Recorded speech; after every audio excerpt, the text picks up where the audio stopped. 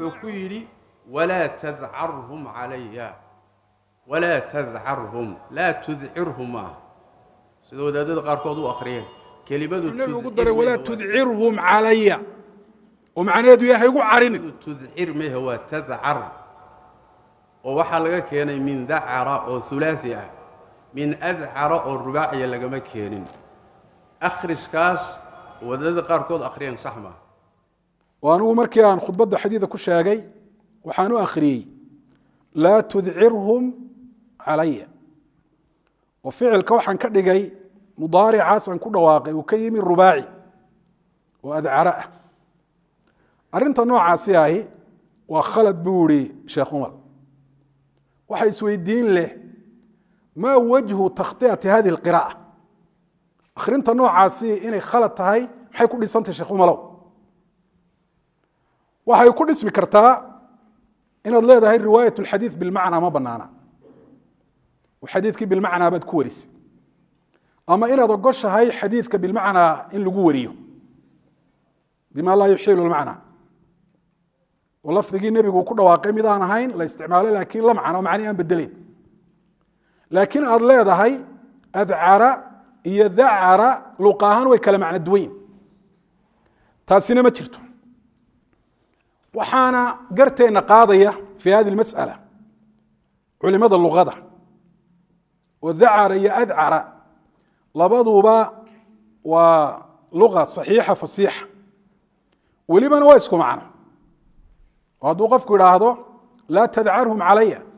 يقول لا تذعرهم علي معنا واسكو مدوي مركا يا سيدا الشيخي الأزهري في تهذيب اللغة وحكوري قال ابن بزرج ذعرته وأذعرته لبدو استبردي قيسو ماركست وذعر مضارع عيد محمد قونيا يذعر أذعر أنا مضارع عيد محمد قونيا يذعر بمعنى واحد بيقول واسكو معنا دابا تروح كان الجبي شاهد وكدكت غيران شمسه الوشاة فأذعروا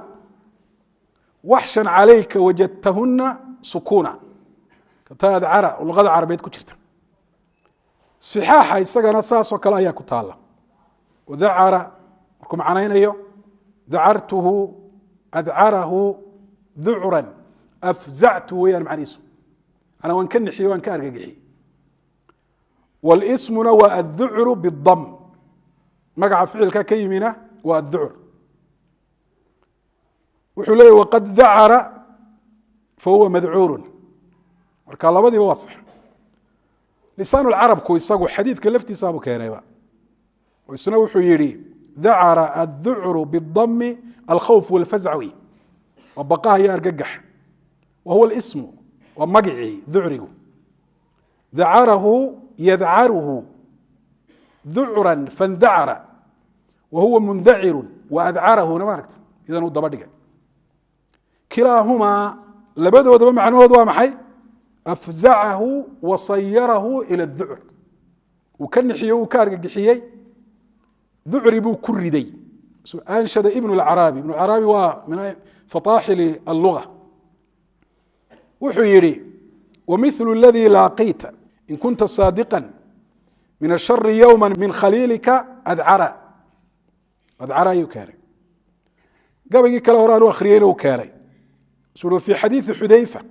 قال له ليلة الأحزاب قم فأت القوم ولا تذعرهم علي يعني قريش بوجه ذا النبي أي لا تفزعهم كنحن وحي كارجحانا كصمين يريد لا تعلمهم بنفسك إن دحش وقتها وجيسين وامشي في خفية سقر صار ودحصع لألا ينفر منك سياني كاجا عرين أديك بعيد إنك مركب وقادان اللي يقول دحشيرو أنا كاجا عرين وحقاني قبل أنا نقول مياه ماشي كي مادين أنا كون نقول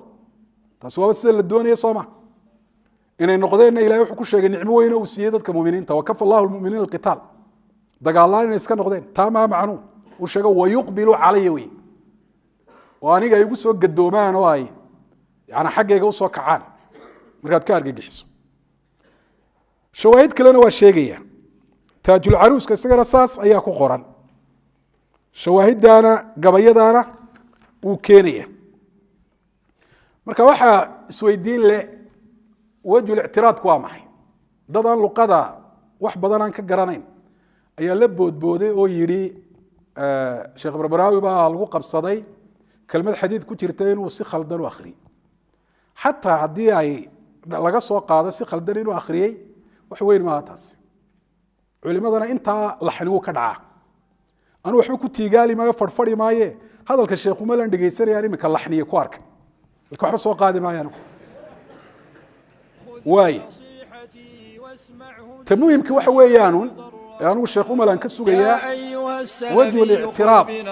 calى nutqi bihadi اlkalima waa maxay? il waxaa tidhi waa khalad in la idhaahdo tudcirhum. maxay khalad ku tahay? ma luqatan bay khalad u tahay? ma waxaad leedahay xadiidka laguma warin karo bilmacna? waxa u badan ee u daliishaday waxa weeye culimada xadiidka sharaxday qaarkood inay saa u dabdiyeen walaa tadcarhum sida alimaam nawowi oo kale raximah llah taala saa u dabdiyeen. sida kalena waa khalad may odhan iyagu. dabdinta shuraaxu lxadiid ereyada xadiidka ay dabdiyaan